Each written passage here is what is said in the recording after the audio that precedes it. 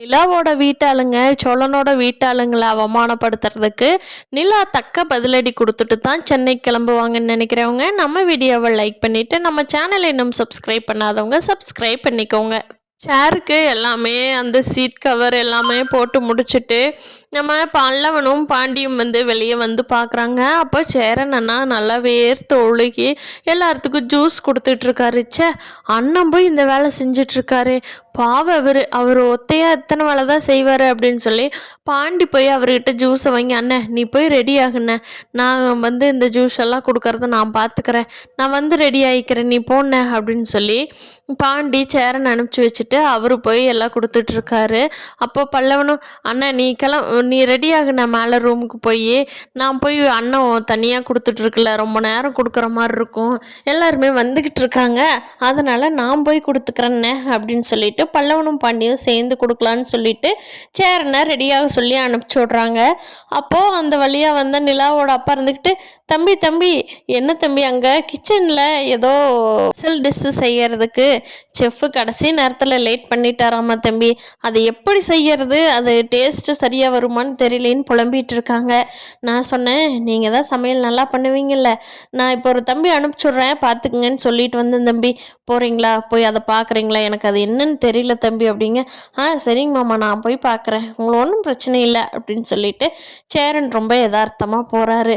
அப்போது நிலாவோட அப்பா, என்னடா சமையலில் நின்று சோறாக்கிற ஓட்டு வீட்டுக்கு அடியில் நின்றுக்கிட்டு சோறாக்கிற உனக்கு இங்கே இவ்வளோ ரெஸ்பெக்ட் நான் கொடுப்பேன்னு எதிர்பார்க்குறியா, வர்ற ஆளையே வேண்டான்னு சொல்லிட்டு உன்னை அங்கே தள்ளி விடலான்னு தான்டா வேண்டான்னு சொல்லிட்டு அவனுக்கு சம்பளத்தை கொடுத்து அனுப்பிச்சி வச்ச, போடா போய் பார், இந்த ஃபங்க்ஷன் முடி வரைக்கும் நீ அந்த கிச்சனை விட்டு வெளியே வரக்கூடாது, அந்த புகைக்குள்ளேயே தான் கிடக்கணும் அப்படின்னு சொல்லி மனசுக்குள்ள நினச்சிக்கிட்டு அனுப்பிச்சி விட்றாங்க. இங்கே பல்லவனும் பாண்டியும் ஜூஸ் கொடுக்கறத பார்த்துட்டு, கொடுங்கடா கொடுங்க, அந்த ஆளுகளையும் வேண்டான்ல சொல்லியிருக்கிறேன், ஆளுங்க நீ தொடர்ந்து வந்துக்கிட்டே இருப்பாங்க, நீங்கள் வேலை செய்கிற ஆளுகளாக மட்டும்தான் கொடுக்க முடியும், வேறு எதையுமே நீங்கள் பார்க்க முடியாதுடா, எல்லோரும் வந்துட்டு போனதுக்கு அப்புறமா தான் நீங்கள் சாப்பிடவே போகணும், அதுவும் இந்த ஆளுக்கு சட்டையோட அப்படின்னு மனசுக்குள்ளே அவர் நினச்சிக்கிட்டே போகிறாரு. தாஸ் சும்மா நின்னா தானே வம்புன்னு சொல்லி ஏதோ ஒரு வேலையாக வெளியில் போகவோ அதை எடுத்துகிட்டு வான்னு சொல்லவோ ஏதோ ஒன்றுக்கு அனுப்பிச்சி வச்சிடுறாங்க. நிலாவோட அப்பா பயங்கரமாக பிளான் பண்ணி இவங்க 3 பேர்த்துக்கிட்டையும் மாற்றி மாற்றி வேலை வாங்கிட்டு இருக்காரு. அப்போது நிலா மேக்கப் எல்லாம் முடித்து ரெடி ஆகிட்டாங்க.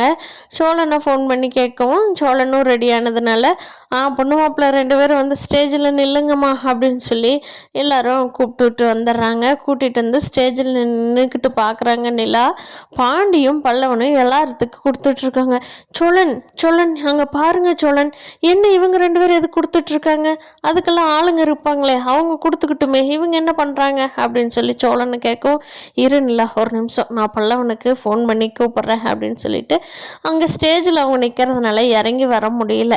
எல்லாருமே ஃபோட்டோ எடுக்கணும்னு சொல்லி 1 by 1 வந்துடுறாங்க ஸ்டேஜுக்கு, பொண்ணு மாப்பிள்ளை கூட எடுக்கணும்னு சொல்லி. அப்போது சோழன் ஃபோன் பண்ணுறாரு. பல்லவன் எடுக்கிறக்குள்ளே இங்கே அடுத்து மாப்பிள்ளை ஃபோனை கொடுங்க மாப்பிள்ளை, எல்லாரும் ஃபோட்டோ எடுக்க நிற்கிறாங்க, நீங்கள் என்னடானா ஃபோன் எடுத்து வச்சுக்கிட்டு அப்படின்னு சொல்லி தாஸு சோழனோட ஃபோனை வாங்கி வச்சுக்கிறாரு. ஃபோனோட பண்ணுற ஃபோனு உங்கள் நொண்ணனுங்களுக்கு இருடா நீ எப்படி பண்ணுவீன்னு பார்க்கலாம் அப்படின்னு சொல்லிட்டு அவர், மாப்பிள்ளை ஃபோட்டோக்கு பாஸ் கொடுக்கறதுட்டு போட்டு ஃபோன் பண்ணிக்கிட்டு, என்ன மாப்பிள்ளை நீங்கள் அப்படின்னு சிரிச்சுக்கிட்டே வாங்கி வச்சிட்றாரு. சோழனுக்கு உள்ளுக்குள்ளே தெரியுது இவன் என்ன பிளானில் வாங்கி வைக்கிறான்னு. ஆனால் 1 by 1 எல்லாரும் ஃபோட்டோ எடுக்க வர்றதுனால சோழனால் எதுவும் பண்ண முடியாமல் சிரிச்சுக்கிட்டே ஃபோட்டோவுக்கு போஸ் கொடுத்துட்ருக்காரு. ரெடி ஆயிடுச்சான்னு சொல்லி நடேசன்னு, என்ன எல்லோரும் பந்தி போட்டுடலாமா நீ எல்லாத்துக்கும் அப்படிங்கிற மாதிரி பார்க்கறக்கு அந்த சாப்பிட்ற இடத்துக்கு போகிறாங்க. அப்போ நிலாவோட அப்பா அந்த வழியாக போனவர், சமந்தி ஒரே ஒரு சின்ன ஹெல்ப்புங்க சமந்தி, நீங்கள் எதுவும் தப்பாக நினச்சக்கூடாது அப்படிங்கிறாங்க. சொல்லுங்கள் சமந்தி, என்ன நான் என்ன தப்பாக நினைக்க போகிறேன் சொல்லுங்கள் அப்படின்னு நடேசன் கேட்குறாரு. சமந்தி நீங்கள் தப்பாக நினைக்கலன்னா கடைசி நேரத்தில் கேட்ரிங்க்கு ஆள் பிடிச்சதுனால இந்த தண்ணி சப்ளை பண்ணுறோங்க.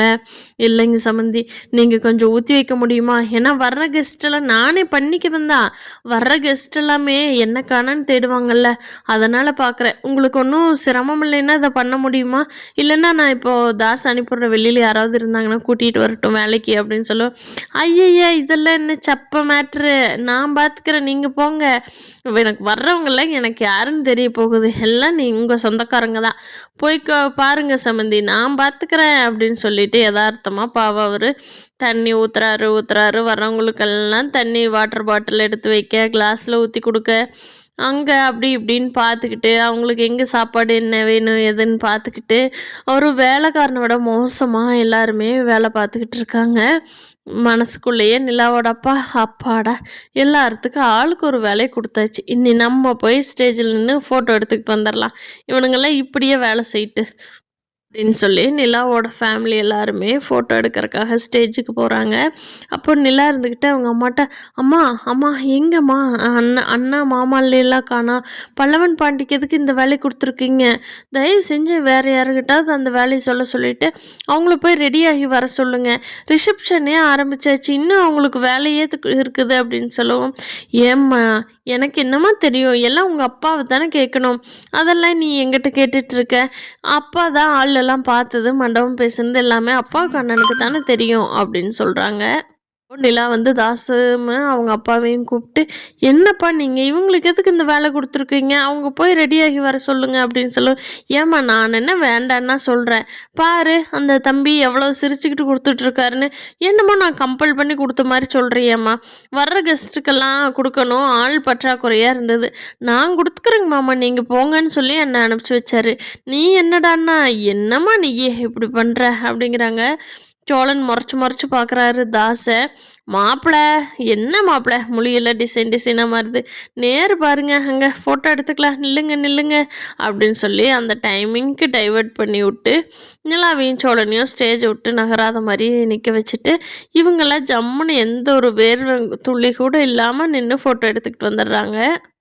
சோழன் ஃபோனை கொடுங்க, அண்ணாவையும் காணா அங்கிளையும் காணா, ஃபோன் பண்ணுங்கள் எல்லோரும் வரட்டும், பல்லவன் பாண்டிக்கும் ஃபோன் பண்ணுங்கள், ஃபோன் பண்ணி போய் கிளம்பி வர சொல்லுங்கள், எல்லோரும் வந்தாச்சுங்க சோழன், இன்னும் இவங்க ரெடி ஆகாமல் இருக்காங்க அப்படின்னு சொல்லவும், நிலா உங்கள் அண்ணா கிட்ட தான் என்னோடய ஃபோன் இருக்குது, அவர் அப்படியே வாங்கிட்டாரு நிலா, நீங்கள் என்ன மாப்பிள்ளை ஃபோன் எடுத்து பார்க்குறீங்க, உன்னோட ஃபோன் இருந்தால் கூட நிலா நான் ஃபோன் பண்ணுறேன் அப்படின்னு கேட்கவும், ஐயோ சோழன் அது அம்மாட்டெல்லாம் இருக்குது, என் ஃபோனை கையில் கேரி பண்ண முடியாதுன்னு அம்மா வாங்கி வச்சுக்கிட்டாங்களே அப்படிங்கிறாங்க.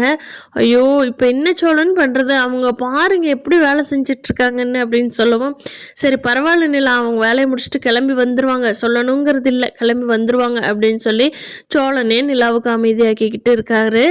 எல்லாருமே சாப்பிட்டு, அந்த தம்பி 2 பேர் எந்த ஊருப்பா, நல்லா வேலை செய்கிறாங்க, எங்கள் வீட்டில் அடுத்த வாரம் ஃபங்க்ஷன் இருக்குது, அதுக்கு இந்த குரூப் டிக்கெட்டையே புக் பண்ணிடலான்ட்டுப்பா நான் கேட்குறேன் அப்படின்னு சொல்லவும், அப்போ தான் சேரனுக்கு தூக்கி வாரி போடுது, என்னது வேலை நல்லா செய்கிறாங்க, நம்மளையே கூப்பிட்றாங்களா, நம்ம 4 பேர்த்த தான் சொல்கிறாங்களா, ஐயோ என்னது இவங்க இப்படி சொல்கிறாங்க அப்படின்னு நினச்சிட்டு இருக்கும்போது நிலாவோட அப்பா, அல்ல அது வந்து சொந்தக்கார பசங்க, அது உங்களுக்கு செட் ஆகாது அப்படின்னு சொல்கிறாரு. ஏன் இவர் சம்மந்தின்னு சொல்லலாமில்லண்ணே, பாருண்ணே நம்மளை எப்படி அசிங்கப்படுத்துகிறாங்க அப்படின்னு சொல்லி பல்லவனும் பாண்டியும் பேசிகிட்டு இருக்காங்க.